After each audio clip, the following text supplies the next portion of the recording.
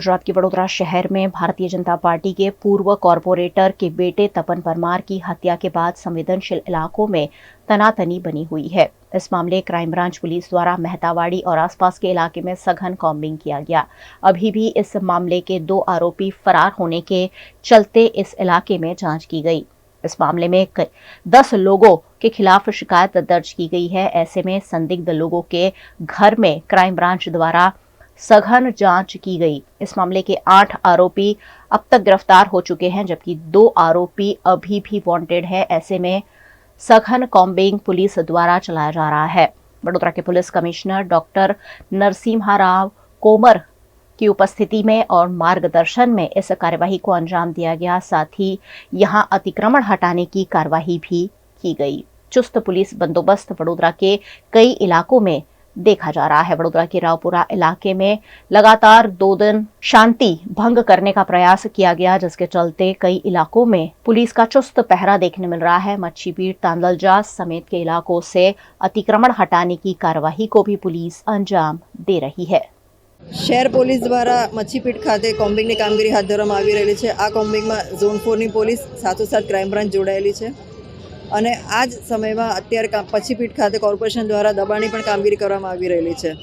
કોમ્બિંગની કામગીરી દરમિયાન અમે લોકો શહેરમાં જે લોકો અસામાજિક તત્વો છે અથવા તો શાંતિ દોડવાનો પ્રયાસ કરી રહ્યા છે એના પર અમે લોકો કામગીરી કરવાના છે। એ લોકો પર અમે કાયદેસરની કાર્યવાહી કરીશું। પરમ દિવસે નાઇટમાં જે ઘટના બની હતી તે અનુસંધાને શહેર પોલીસ દ્વારા કારેલીબાગ પોલીસ સ્ટેશન અને રાવપુરા પોલીસ સ્ટેશનમાં 2 ક્રિમિનલ કેસો દાખલ કરવામાં આવેલ છે અને આ અંગે તમને વિગતવાર વિગતો પણ પૂરી પાડવામાં આવે છે। આ બંને ગુનાના તપાસના ભાગરૂપે પોલીસે જે આરોપીઓના નામ પ્રથમ માહિતી અહેવાલમાં દર્શાવવામાં આવ્યું હતું અને તપાસમાં જેમને વિરુદ્ધમાં જે જરૂરી પુરાવા મળ્યા હતા એવા 7 આરોપીઓને અત્યાર સુધી પોલીસે અટક કરી છે, જેમાંથી જે ગઈકાલે વહેલા અટક થયા હતા એવા 4 આરોપીઓને કોર્ટમાં રજૂ કરીને એમના 3 દિવસની પોલીસ રિમાન્ડ પણ મેળવવામાં આવેલ છે અને અન્ય આરોપીઓને સાથે રાખી એમના પૂછપરછ અને એમના રોલ એન્ડ રિસ્પોન્સિબિલિટી અને વાપરાયેલ હથિયારો વગેરે અંગે વિસ્તૃત તપાસ ચાલી રહ્યું છે। આ દરમિયાન તમે જાણો છો કે આ વિસ્તારની સંવેદનશીલતા અને કાયદે અને વ્યવસ્થાની પરિસ્થિતિને ધ્યાને રાખી આપણે કેટલાક ગુનાહિત તત્વો, અસામાજિક તત્વો અને સમાજમાં શાંતિ જોડવાની પ્રયાસો કરનાર ઇસમોને આઈડેન્ટિફાઈ કરીને એમના પ્રવૃત્તિ ઉપર નિયંત્રણ લાવવા માટે પણ આપણે પ્રયત્નશીલ છીએ।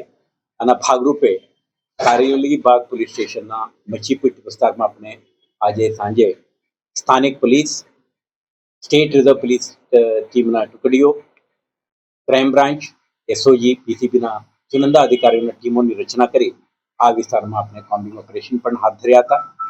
દરમિયાન કેટલાક છરી, સોડ અને અન્ય શાર્પ વેપન્સને પણ કબજા કરી કેટલાક કિસ્સાઓ વિરુદ્ધ આપણે ગુજરાત પોલીસ એક્ટ 1951 અંતર્ગત કાર્યવાહી પણ હાથ ધરી છે।